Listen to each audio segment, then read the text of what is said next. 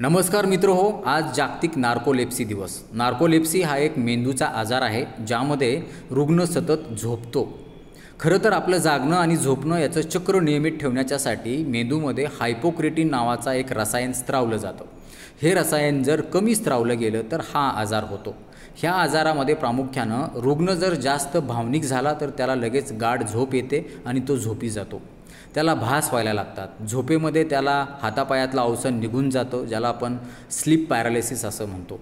हा रुग्ण दिवसा जास्त झोपतो, दिवसभर झोपलेलाच असतो आणि झोपेच्या वेळा त्याच्या अनियमित होतात। दिवस आणि रात्र हे जे सायकल आहे झोपण्याचं आणि उठण्याचं हे पूर्णपणे या आजारामध्ये विस्कळीत होतं।